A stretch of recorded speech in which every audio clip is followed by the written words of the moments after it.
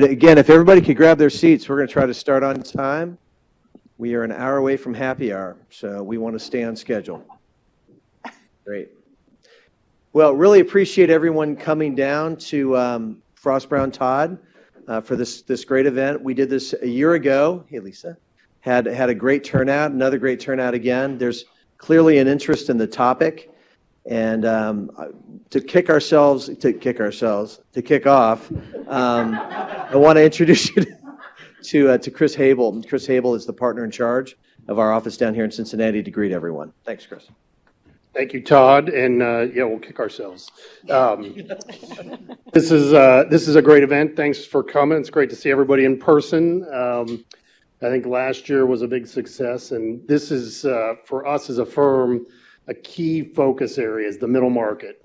There are so many companies when you look at our region that are really just killing it and driving our local economy. I think people think, oh, the big law firms aren't paying attention. You know, they're just looking with the big publicly tradeds and the stuff at the headlines, and that's simply not true. It's certainly not true with our law firm. There's several of our newest additions in the audience here today who joined us in the last month and a half who are laser focused in the middle market space, helping businesses grow to become those publicly traded or whatever they desire to be. So this is just a great opportunity. Thanks everybody for coming.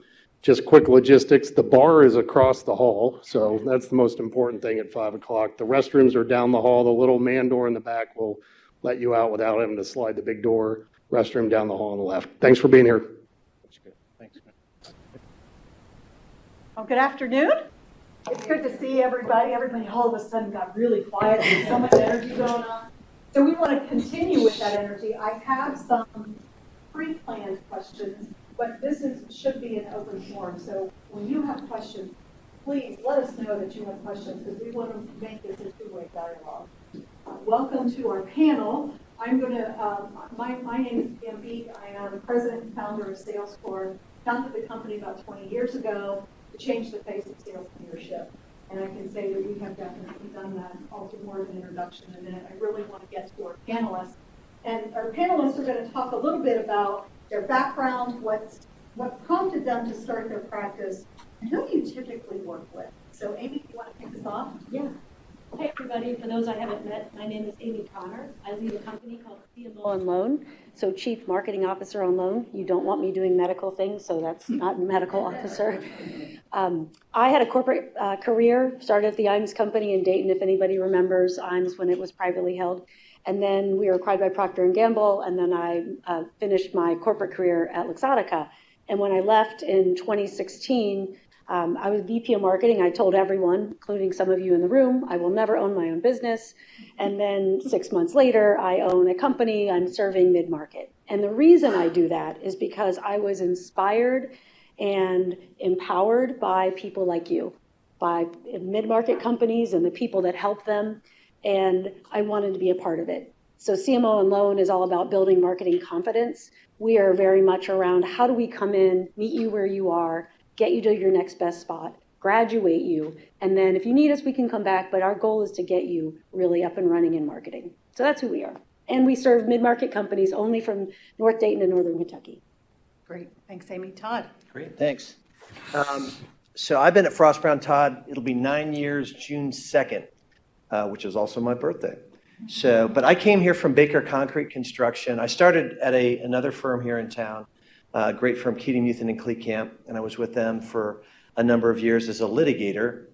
And I just decided after a while, after finishing these long, complicated cases and looking at the client and the client saying, thank you, if they said thank you, because typically they got their last invoice and everybody was ticked off.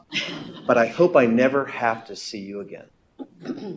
And I said, that ain't going to work for me long term because I'm way too relational. So Baker was a great place for a couple of reasons. Number one, it was family owned. So, you know, all families are dysfunctional. All family businesses are dysfunctional. And so navigating those businesses takes a lot more than IQ, a lot of EQ. And again, being very relational and going through the recession and other things and really learning a love for the business and the culture and the strategy. I either was ruined or I was elucidated, but I knew I couldn't do it the same way I did it before. And so talking to Frost and another firm, after I talked to a number of people in the market and asked them, what is it that you're not getting in the marketplace that you really, really need? And time again, they said, we need advice. We need advice.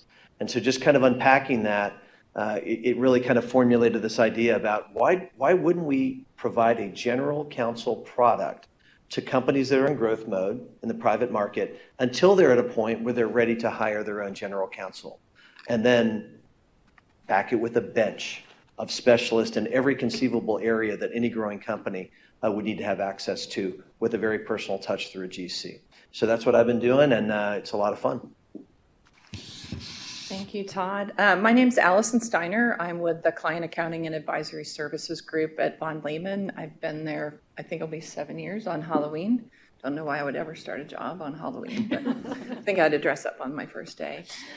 So we are a full service, I would say, fractional consulting and transactional accounting department. So we have 18 members from CFO down to accounting specialist to provide whatever sort of service any of our clients need. We can pick it apart, package it together, and just like Todd said, I got into this because as a wife of a small business owner, since almost the first day we were married, I've watched the pains that small businesses have, from compliance to advice to next steps to growth to succession and all of that. And I just wanted to get into a position where I could share everything I learned doing the wrong way as a small business owner with others who are at all different stages of their business. So that's why I do it. I love it. We got a great group. So yeah.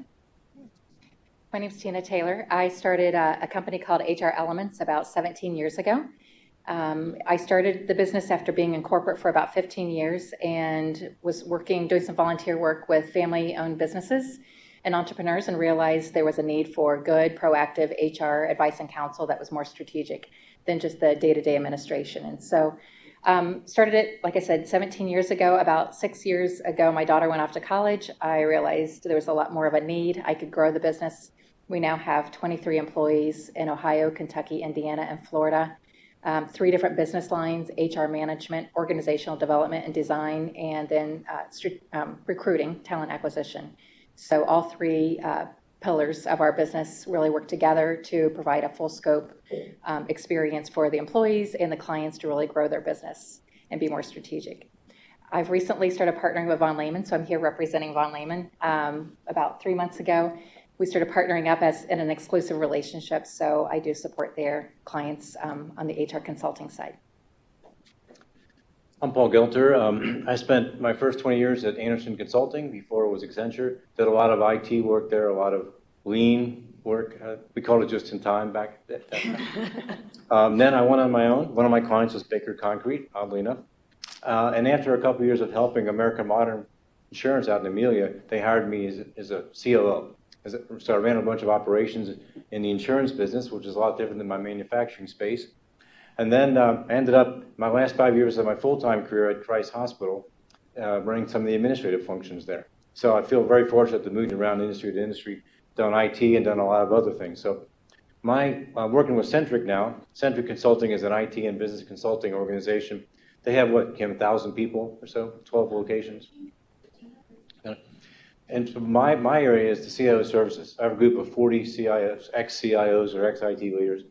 And so we got into it a little bit like people my age, retirement age, we didn't want to just sit around, we wanted to help. So Centric wanted to have some people doing this kind of work, so we formed a team, and we've been doing fractional CIO, interim CIO, IT strategy, a lot of other kind of engagements to support clients for the last 4 years. And so it's been a lot of fun, and helping clients. Most of them are smaller. We have some big clients too, but a lot of them are smaller, which is kind of what this is all about. So. Thank you. And as I said, my name is Pam Beek. I'm president and founder of SalesCore. And I started the business because I got tired as a salesperson of, here's your brochure, go sell, good luck, what have you done for me lately? And everybody loses in that scenario. The customer loses, the business loses, and the salesperson loses. So I really wanted to address that three-legged stool. So created a structure around how do you get salespeople productive and get everybody to win and align sales to the business. My real question now is, what do you typically get asked to solve? What problems do you get asked to solve, or what advice do you typically need to give? Amy. One of the biggest things is we get called when the owner or leader says, I'm sick of doing it by myself. I have a big goal and I don't think I have the resources to do it. Or probably the most popular one is, I know I'm wasting a bunch of my marketing money, I just don't know which part I'm wasting. And so we come in, and what we actually solve is just getting focused and doing less is more, and helping them use their intuition more and say, look, there's data and there's intuition and both are right. How do we get together and do that? So those are the big things we work on a lot. Good.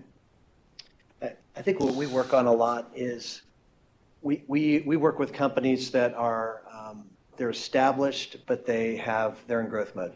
So they're looking to structure and grow for scale.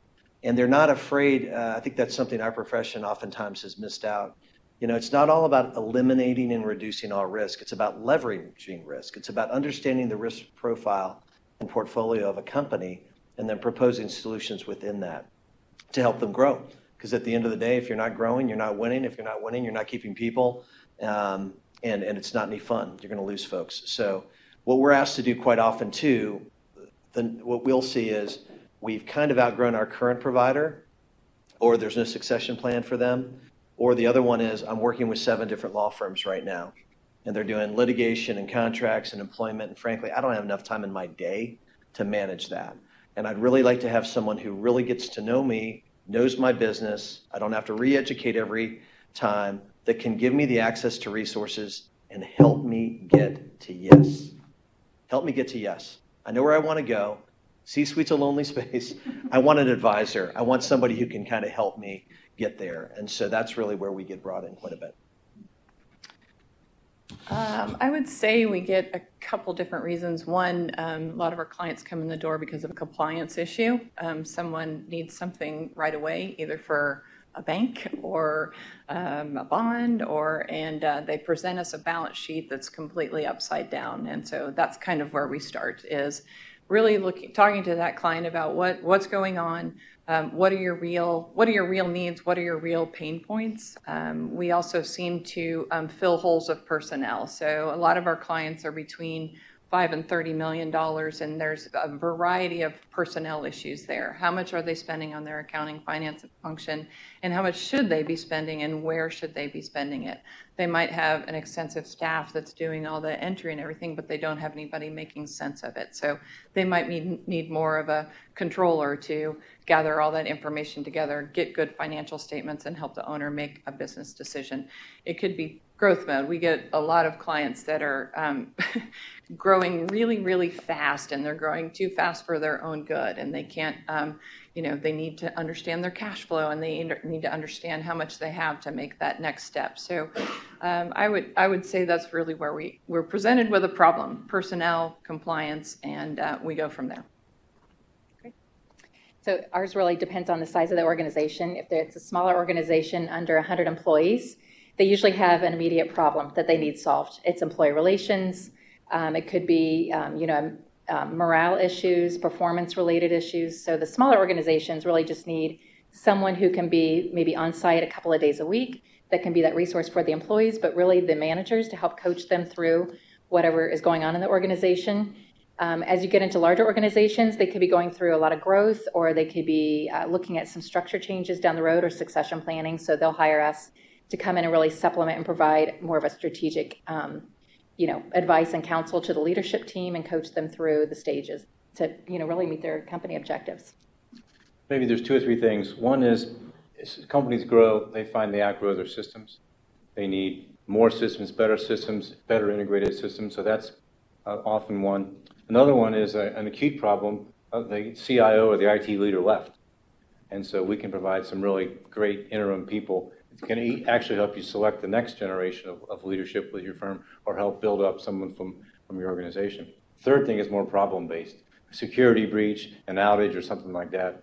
Say, I got to look at this whole thing. It's too much risk. So those are 2 or 3 sort of common use cases. typically when we work with organizations, they go through something what I call the two-step. So things are humming along just fine, and then something happens either in the market, a new competitor, or they're trying to compete with a large organization. They're a mid-sized organization. How do we compete with the big guys? Or something like a pandemic happens, and how do I get my salespeople moving? So it's something can be a little bit more tactical, but then we look at the real root cause of what caused the problem in the first place, and how do we fix that structurally for the long term. So you can see that there's a few years of advice here. So any questions that you might have, please raise your hand. But I would like to ask, why would you hire a fractional person? What's our opinion on why you should hire a fractional person? And Paul, I'm going to go with you first this time. What I found is the thing that's attractive to people is kind of the depth of skills. People have been there, done that, and access to them as much or as little as you need. A day a week, 2 days a week, 3 days a week, whatever it is. And then also, we try to cultivate a team thing. So we have tools and templates. If IT strategy is what we're doing pretty often, we have a whole set of tools for doing that quickly and effectively. So that's the thing. And then also, we can operate as a team. So if one CIO is leading the project, they can draw upon others or Centric proper to support them in other depth areas that they might not be specialized in. So that's what we find is attractive. Are we going down this way? Yep. So I would say the biggest issue is most of our clients HR is being handled by the CEO or a CFO. And that's the last thing they want to be doing is having a line of people complaining outside their office or expressing, some of their needs. And to be honest, they don't have time to address it properly. So it gets neglected. And then the employees leave because they feel as though there's no one listening to me, no one's caring about what I have to say. And so the ball gets dropped. So especially nowadays with all the retention and attraction issues, then your reputation, gets out that you don't take care of your people. So a lot of when we're hired, it's because the leadership recognizes there needs to be a dedicated person that's there for the managers and for the employees to be proactively building, the right culture so that they are attracting people easier to the organization and they're retaining them at the same time. But more importantly, that makes them more productive for the organization. And what's important to the CFO and CEO is growing the business and making sure they're hitting their goals. So you can't do that without your people. I think it's just access to skill set that it's too hard to hire in the marketplace. So at the controller and CFO level, if you're a smaller company, you just don't have the margin to hire somebody like that to fill that gap. And to be perfectly honest, you don't really need somebody full time. You need somebody either part time on an occasional basis, or you need somebody to come in and help you make a plan for a period of time and then step away and might come back. So a lot of times I'm working myself out of a job, and that's usually a good thing because growth has allowed them to have the bandwidth to hire somebody on more than on a fractional basis. So, and as a member of Von Lehman, but as a member of a broader team, I think the other thing we offer is backup, right? So I clearly do not know everything. So if I don't know something, I can access a lot of different people in our organization that can help. Mm-hmm. Good. We talked about, growth is fun, growth attracts, but growth can kill if you collapse under your own growth. And so you see companies that feel like there's only one option and they have to bring in all this executive talent before they really have the revenue to support it. So I think what we have found is, and part of our challenge is as a big firm is being able to show how we can be not commoditized, but of great value to those middle-sized firms. Mm-hmm. And the reason that we are able to do that is, number one, we have a very collaborative team. Our culture is such that, in fact, I have one of my partners over here. We found out last night that a new client has some issues with potentially a supplier over an IP issue. I sent an email out at 5, had a call at 6. We're going to have a meeting with them in 3 days, right? But it's not me learning on their dime about whatever this IP issue is. It's getting them to someone who has worked with this area regularly and is going to be a creative problem solver. And so I think that's, kind of in some ways the battle, but the opportunity for us is to be able to show that. And again, my role becomes, I'm a consigliere, I'm not going to put a horse head in your bed. I'm not that pragmatic, but I'm going to connect you. I'm going to connect you with the right people to get you the answer you need right away to move you forward. And so that becomes really attractive through this model.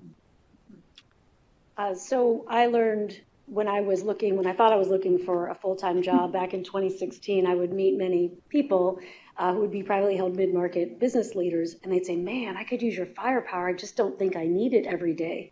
And I said, oh, goodness, I would drive you bonkers, so let's not do that. So it was a really obvious, you don't need, especially our sweet spot is like 10 million, upwards of 75 million. What I've learned is once you hit 75, and we work with a lot of people even below 10 million, but that's just kind of the mid-range there. You really need somebody. You need a full-time person. But most of my clients aren't going to grow to that level when they're with us. That would be amazing, but they're probably not. So they'll hire us to say, I need something and I need a plan. And then I have people who are more junior in the company or owners who can take it over. And we try to make the plan simple to do that.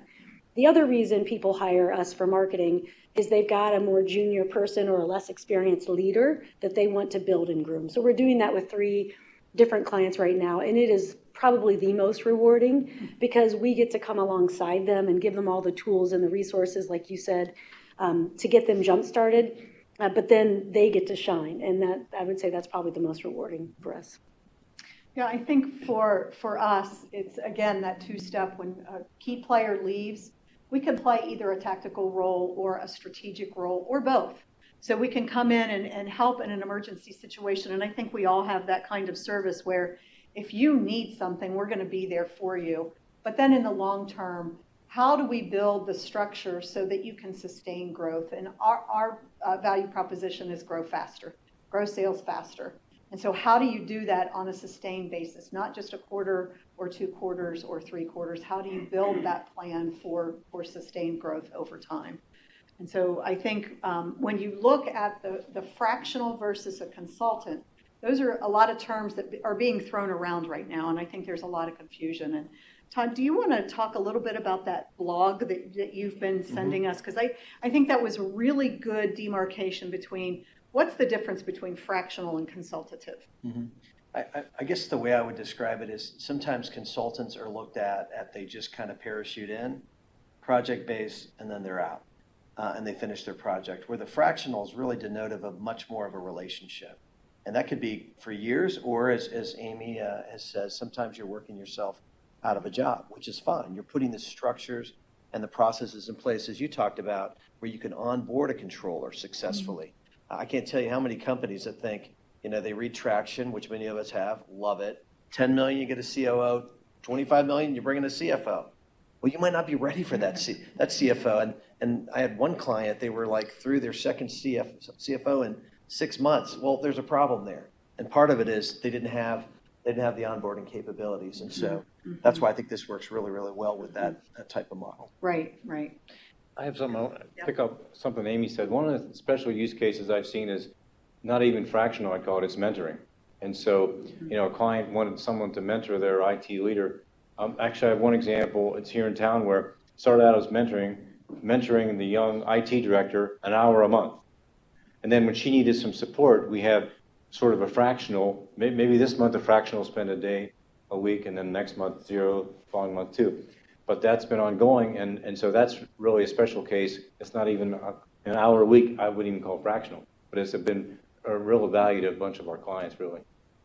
I think what I hear here as a common theme is whatever the client needs, we're going to fill that need. I don't care what it's titled, we're going to fill the need based on whatever the client, their situation. What we see a lot, and I see this across functions, is there are really 2 types. When I look at sales leaders, there are 2 types of sales leaders. There's the strategic that can come in and put in the structure and those kinds of things. And then there's the tactical that can execute. If you hire a strategic person, they're likely going to leave in a couple of years because they will get bored doing the execution. And the execution folks don't necessarily have the skill and the chops to do the strategic piece. So sometimes we look at those consulting assignments as we're going to be the strategic person and help you look for that tactical person, and that person will likely stay longer. And we've seen a number of situations like that. We have a question. Do we have a question? Yes, please. Yeah, I'm curious if,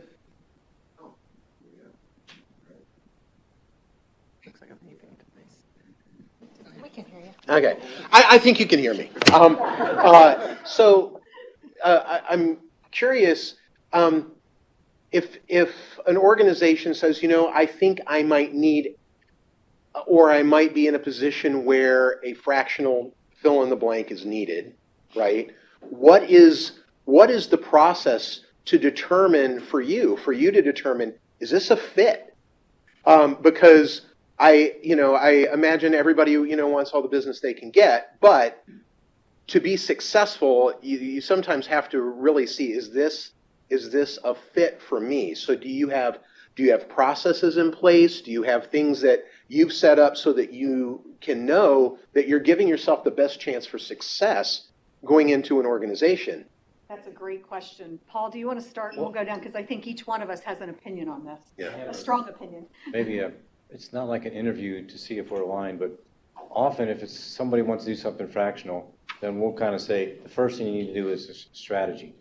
And then what we'll do is we have a standard methodology for strategy and a standard estimating model. And so we can, based on an interview or something, I can gather enough data to pull that together. Then I walk them through the estimate and the approach.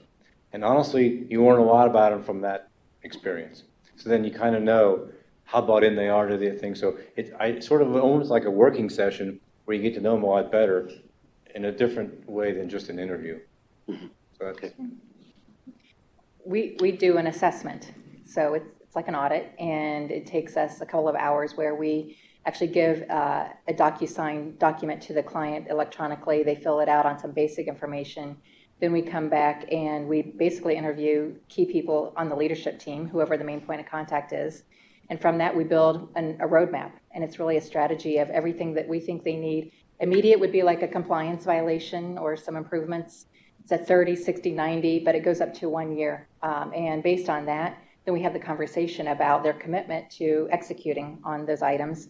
That gives us an idea if this is a reoccurring engagement, where we call it a subscription. And then based on that, if everyone's in agreement, then we start working away at the needs. What we typically find out is that we get in there and there's a lot more that is going on, or that they need, or they see the value in what we have to offer, and the light bulb goes off, and there's more to do.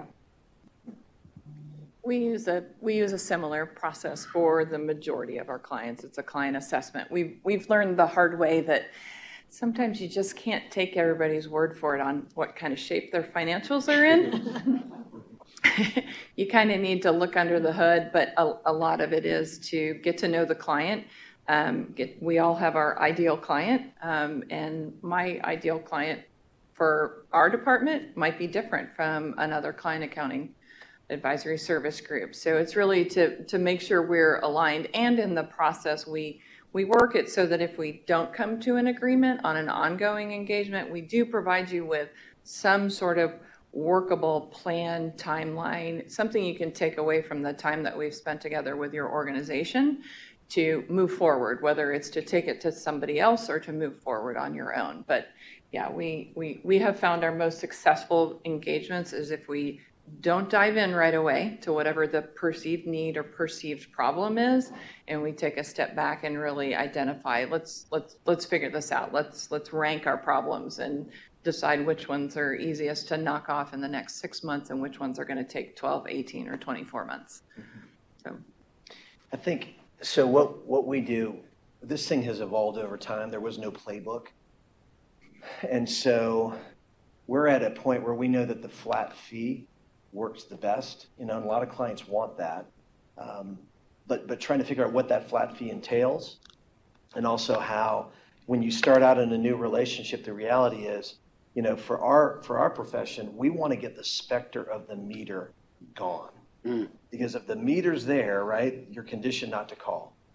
You're going to wait till the last minute. It's an absolute crap show, and then you call the lawyer because you're like, number one, they're going to tell me no, or they're going to blow this thing up. And so that's the thing we have to get over. And then also what that helps us, and we do it for a 12-month period with a 6-month true-up, because we want the client to know, that's a commitment. But the reality is those first couple of months, we are just getting inundated with requests and things that need to be done that are priority, even if the stuff that we push off to the end. And so, I've won a great client here who, when we brought them on as that flat fee client, we went through a business checklist and we looked at all the different things because we were taking them over from another firm. What did that firm done? What did they accomplish? What needed to be updated?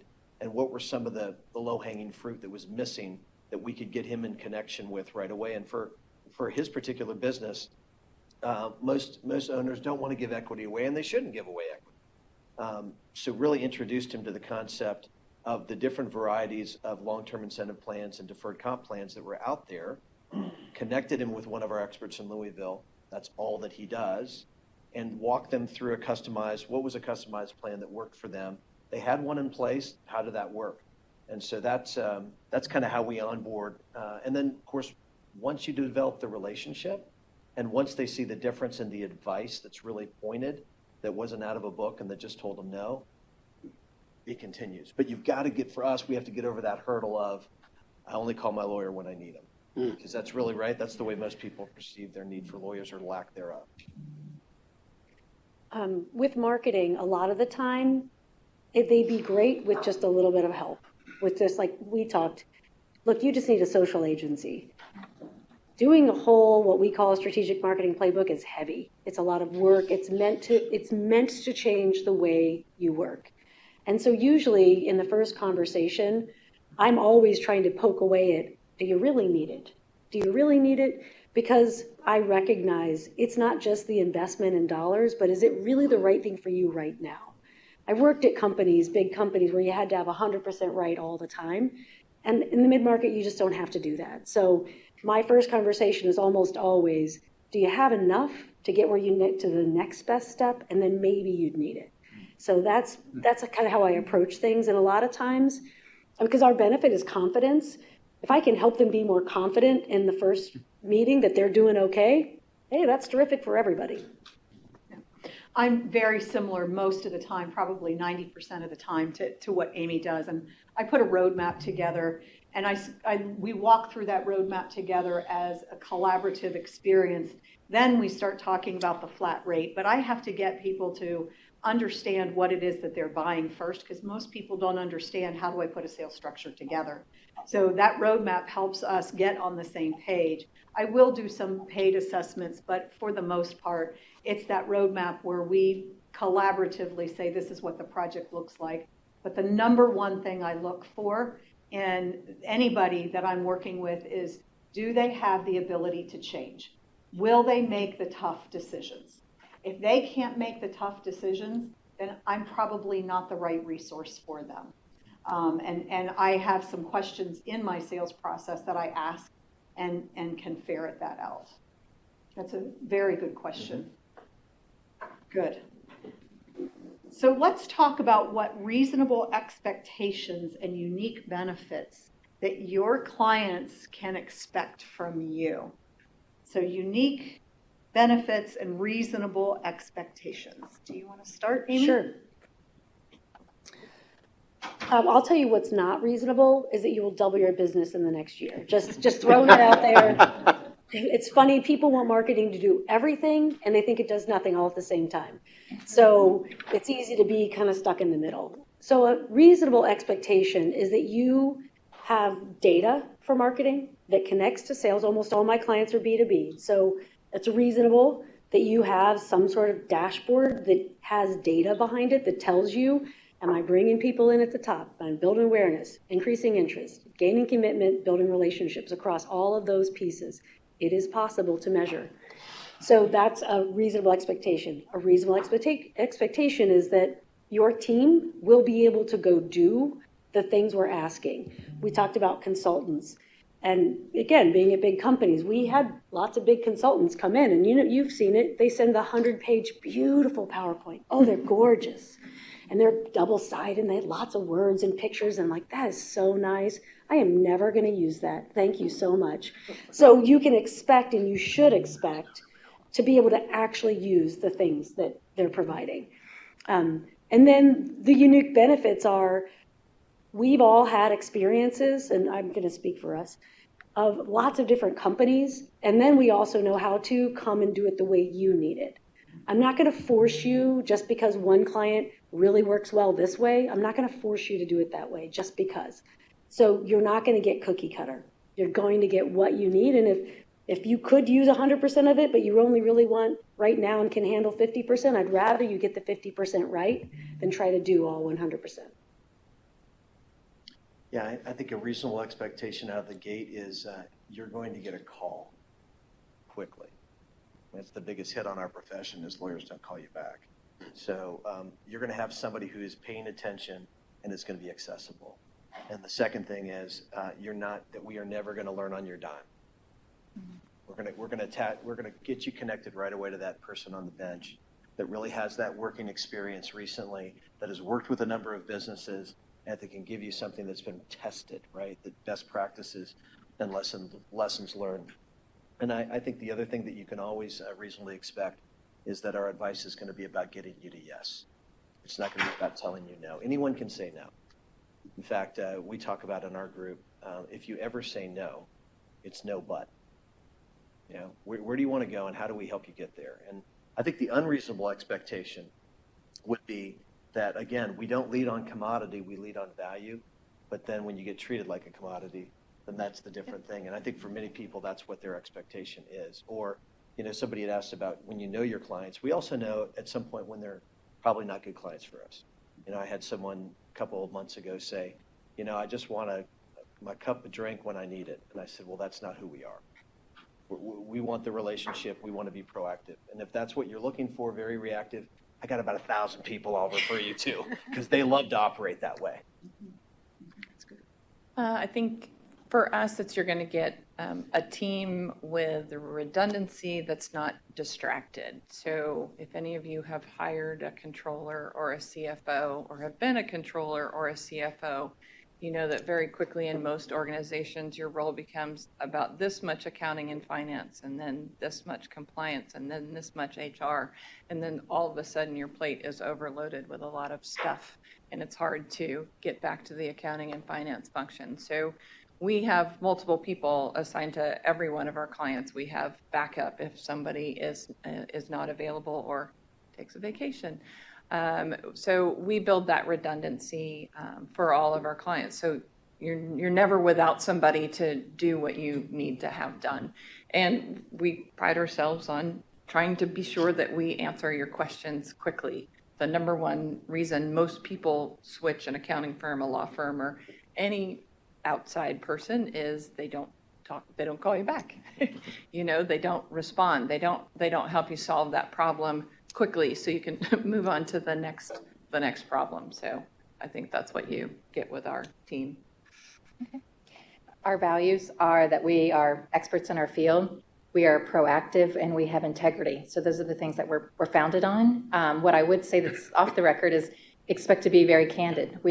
I've got a team of people that I encourage them, that the leaders are hiring us for our advice and counsel, and that means we have to be incredibly clear and candid about what we're seeing, what we're feeling, and what they need to do. We can't do it on our own. We're an outside firm. We're not making management decisions. We're giving recommendations and advice and counsel on what we think is best for them, but they actually have to take the initiative to, you know, listen to what we're saying and take action. And if not, we make the phone call and we have some pretty direct, hard conversations.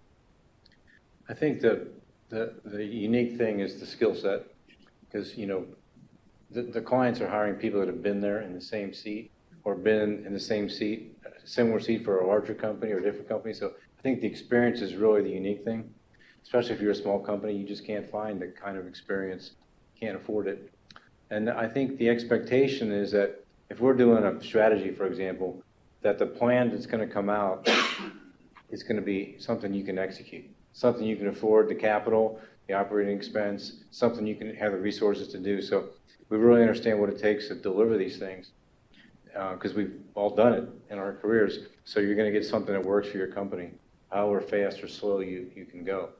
So for us, we make sure that when we start a project, we have specific stakeholder meetings every month, and we talk about here are the deliverables that you're going to receive in this month and the next month, and we stick to those deliverables. And those deliverables are based on a lot of the information. I am a studier of what's happening in the world of sales, especially what's happening in the bigger companies, and we bring it to small to mid-sized businesses. So what are the best practices? But I don't just lay that on top. I collaborate with my clients so they can say, well, in our world, it looks like this. My business is completely different than anybody else's. So how do I take that best practice and how do I implement that within my organization? And so that's what we talk about, is that collaborative process. And if it's not collaborative, then you're not a part of the business growth as the owner and you lose control. And to me, it's more important that the owner has the control and has the ability to say, this is my decision and here are the pros and the cons of that decision, based on research, not based on what I think my gut feel says, but based on the research. Kim, you had asked a question online, and I thought it was a really good question. I think now is a good time to ask that question. Would you like to share with us what your question was? I don't recall what it was. Good thing I do. The question was, what have we seen change over the last couple of years in each of our different practices based on what's happening in our environment? So, Paul, do you want to start? By far, the biggest thing is virtual. I mean, when I started this in 2019, there's no way you could be an interim CIO or a fractional CIO remotely. And now it's completely acceptable. It's unbelievable, actually. So that's been the biggest thing. Right now, I mean, I think the thing that's really changing is everyone's wondering what artificial intelligence means and what are we going to do about it, right? And so really what we're trying to do, we're just on the forefront of this really, is think through, okay, how do you analyze which processes lend themselves to be automated in this way, and then how do you do it? So trying to work on a methodology to do it, take some of the hype out of it. So, but yeah, remote is still totally new for us, and it works great, really, honestly. Good. It's been a long 3 years for me. So that's all I know. So it started with COVID. So all of a sudden we were like all watching the news, trying to pay attention to the regulation changes, but then writing policies that are on health, they're health related, which usually was not a priority for HR. Then it became the remote workforce, holding people accountable. Then it was recruiting, retention. Now we're in a mental health awareness. So, I mean, it's probably every 6 months we are totally changing scope and focus on, we can't even plan ahead on topics from an education standpoint because it's changing and evolving so fast. So there's been a lot going on. Yeah, just a little bit. Probably staffing challenges too, right? Finding people. Just a few. Do you want to talk about staffing? I don't want to talk about staffing. I think we've had an explosion of business. We can't find enough people to fill the business opportunities. I think as people went through changes in their business and realized what they had, what they didn't have, and then they started to look at, well, what's going to be the best use of our resources. A lot of it was not a lot of people had an idea about their cash flow. So those first few months of COVID was extremely difficult for some businesses. Some businesses didn't impact at all. So I think a lot of our clients have come through and said, can you help us, get a handle on this?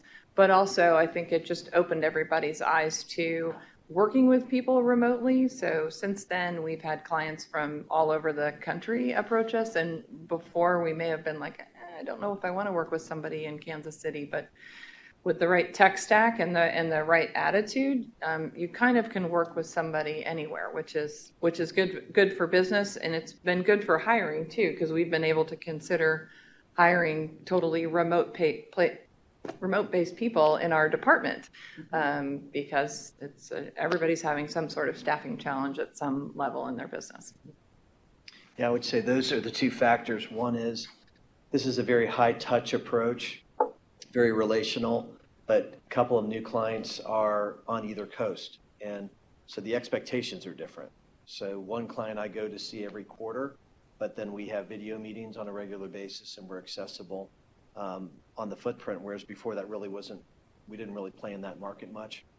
And the second thing is AI, and AI is certainly going to already is transforming our industry and creating all kinds of issues about confidentiality and ethical type issues and protecting people's information.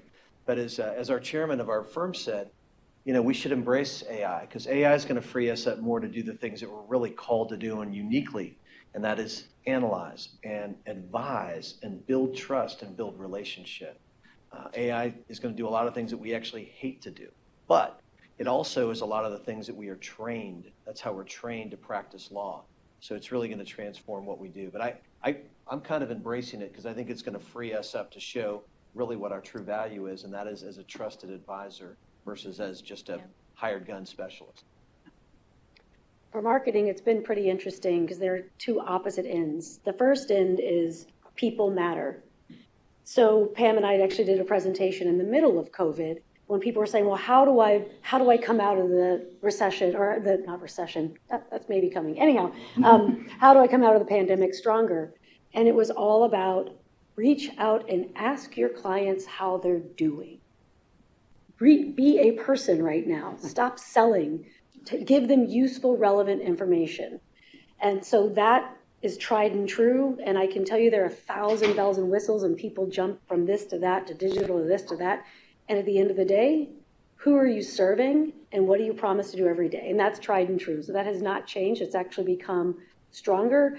And because people are smarter and they're online all the time now, they won't tolerate it. Raise your hand if you've gotten an email that has no relevance to you. Please, everyone, raise your hand. Okay, so it's there's so much noise out there, and the people who look like you actually paid attention, I actually can help you. On the other hand, AI definitely is going to make marketing the hard work. Like when I get into a new industry and I don't understand the terms, I can now easily go and ask, Chat GBT, and then put things together. I always put my own piece on it and go talk to the experts to step up the technical bit, but that's going to be faster. But there are lots of other tools, technologies I feel like it's going faster and faster, and they're becoming a little more affordable as well, that are going to help. I think back to Amy's point, we have seen from the tactical side, if salespeople can get back to the basics, it makes a huge difference. And the basics are understanding what your clients or prospects need and answer the questions of what they need, not try to sell them something. Selling is over. There's a great book that's been out for a long time called The Life After the Death of Selling. And sales is not dead, but we have to sell differently.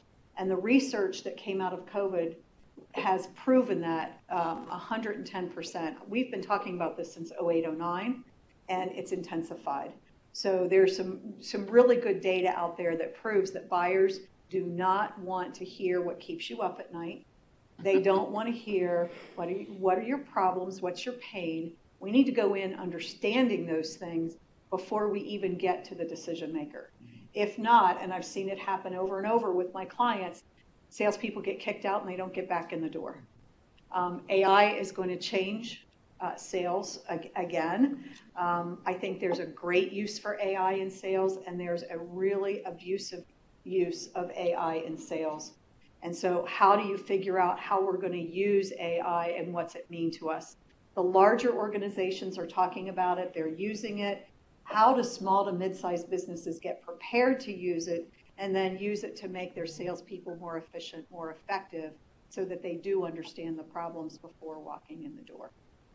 I got a question for you. You kind of represent all the different functions in a business. How many of you, when you're working with a client, truly act like a C-suite where the CEO is saying, I have a meeting and I got my sales expert, my marketing expert, my lawyer expert, my finance expert, down the line. Do you ever do that? And what's it like if you do?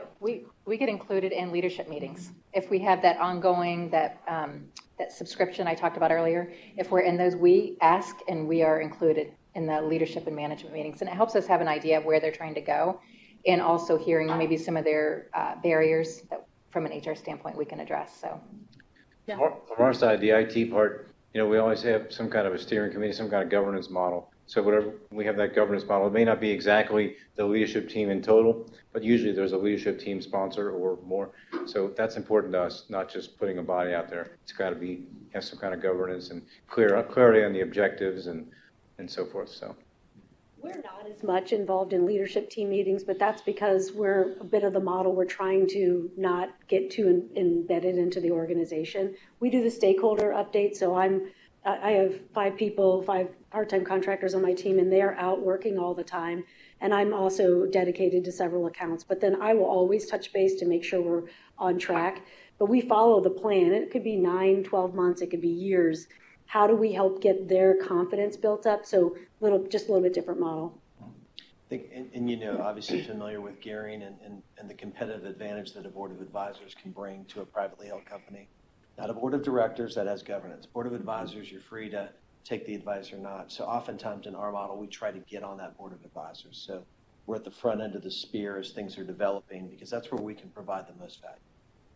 Another angle on your question, I was thinking about the mentoring situations.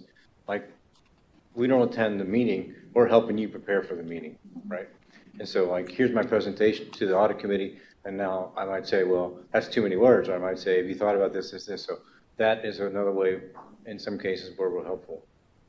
Yeah, we're careful about taking over some sort of management type role when we don't have one, but I would say most likely we're preparing the person to have that meeting with whomever it is. So. And for us, it depends on the role that we're playing in the clients. A lot of times, my preference is to hire the sales manager, the sales leader, and then coach them on how to do it and how to be a leader. Mm-hmm. Are there other questions that the group has? Yes, Paul, and I'll come back to you. Sorry. It's been a great discussion. Thank you. This is interesting. You're touching the owners and/or CEOs who different functions. I'm curious if there are common blind spots you see with owners, CEOs, or more possibly attributes you wish you could give them. So how would you answer that? Blind spots? Well, I would say the biggest thing is they grow. They don't always have the discipline they need to communicate to everybody and get everybody on board. You know, even if they're the boss. And so that's a challenge, is trying to balance not lose the entrepreneurship, but create a little more structure, a little more communication, a little more buy-in for things. That's what we see a lot of. I see a lot of. A lot of our clients, when we go in, they actually don't have clear business goals. And so I would love to give them a little more clarity on that, because part of the reason marketing never works is you don't have a business goal to shoot for. So that kind of goes hand in hand. So I would love for business owners to embrace that a bit more. It's actually a perfect storm if they have the business plan and then we come in and then it's easy to scale that. Not easy, but you know what I mean? Easier. Yeah. I tell every client that, frankly, no one will care as much about your business as you do. And that's the hard part about being in business. You've got a great idea and you probably can either make it or sell it really well. But can you manage the business around it? So one, figuring out their goals, and two, I do work with them to figure out their blind spots. Some of the companies that I work with, they don't want any, they only want so much accounting information. They just want to be able to interpret their statements. And if they have to explain a few things to somebody else, they want to be able to do that. So it is, you kind of do have to have that honest conversation about what is it you're really wanting out of this relationship? What do you really need help with? And, where do you see this going? Yeah, everybody's got something they're not good at, but you know me. I would say one of my big challenges with CEOs and just leadership in general is they want the culture to change to make it more enjoyable environment for their employees, but then recognizing that it starts with the leadership team and that means that they might have to change. There can be a disconnect sometime, and being open-minded. And as we, in your 50s, it's hard to change a behavior that you've been accustomed to and has helped you be successful along the way. That's a good point. Yeah, and I think, working with entrepreneurs at whatever size of the company, especially because you come out of the gate, where the deal goes to die, no risk. Being able to say, I'm not going to squelch your entrepreneurial spirit, but as you're scaling for growth, there are certain things that you have to put into place to be able to tap into the synergies of the team, because that's going to really expand, where you're going to go versus individualistic, because that's, entrepreneurs are lone wolves and they put it all in, which I love to be around them, but at some point you've got to put something around that, or they're bound for failure. And I would say the ability to manage change and implement change management concepts with whatever they're trying to adjust in whatever environment, and that takes some leadership skills. So it's change management and leadership. Good. Thank you. You had a question back here. Yes, sir. How do you allocate your time amongst different clients? Every client is my only client. Right? Yeah. Good answer. Just ask them. Well, and I learned the hard way for marketing because I met a lot of CFOs, outsourced CFOs when I first started, and they would do the 1 day or 2 day game plan. I learned pretty quickly that marketing doesn't happen just on 1 day a week. Don't ask me why I did. I thought that might be true. And so then that broke that model altogether. So now we do it based on the deliverable and the need of the client. And a lot of times we'll put in there, how many weekly meetings do you have? Like just basics with the junior people. Am I helping mentor them? So it's a kind of a combination that we understand what does the project need, the timing, and then the people. And I think when I started 9 years ago, there were 2 other people doing the fractional CLO or fractional GC, but it was just them. And while there's value there and they can be accessible and sometimes be on site, quickly, the responsiveness is not going to be there and they start outsourcing things. So I think what really works well is that we have that point of contact that's always accessible, but yet we have a bench that's ready to jump in and then supplement that need. So it really creates a position where you can leverage a ton because you have a big team. I think remote has really helped in my space because, if I'm doing 2 clients half time, I can be at each client every day. But I'm not there all day. I'm not even there. But so it works out well where you can sort of be there every day part time. It's almost the same challenge if you were there full time. You wouldn't be available all the time. So it works out well, the remoteness. I'd say for us, it's resource planning. So my team, 20 employees, they aren't all full time. I have a lot of, young moms or even semi-retirees on the team. So they give me their availability and their schedule. I'm trying to pair that with the clients. Ideally, 50% of our business is on that subscription model where they know they have to spend 40 hours a month on this specific client. So we pair it up, and then as their bucket gets full, then we hire another person and we move on to the next set of clients. So dedicated advisor and we do have a team behind them. So if they are overloaded during 1 week, then there's a team they can delegate and some of the administrative stuff too. Yeah, scope, timeline, redundancy. I mean, it's a dance. I mean, you never get everybody happy all at the same time. But I think that's where the team approach, having multiple people that can back up and be available. But the question about expectations, we try to be super clear on expectations, especially if we're in a complete outsource arrangement where we're providing the entire accounting department service. We have to have expectations as to how available the team is and when the team is available and at what point is the tipping point that we need to say, okay, we can't be available to all 20 of your project managers and your accounting department and whomever else thinks they have an accounting question for the day. So we try to set that up at the beginning so that nobody sort of walks away unhappy and our teams don't get burnt out. And Allison, I think it's that collaborative approach that you're talking about. And we talk with our clients about these are the resources that you're going to need. How fast can you go? And we'll work with your timeline and how fast you can go. Most of my clients cannot go as fast as I can go.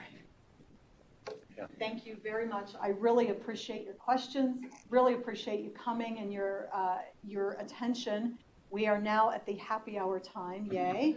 So we will all be around. So if you would like to stay for a beverage and ask additional questions, we welcome your questions and your time. So thank you very much. Thank you.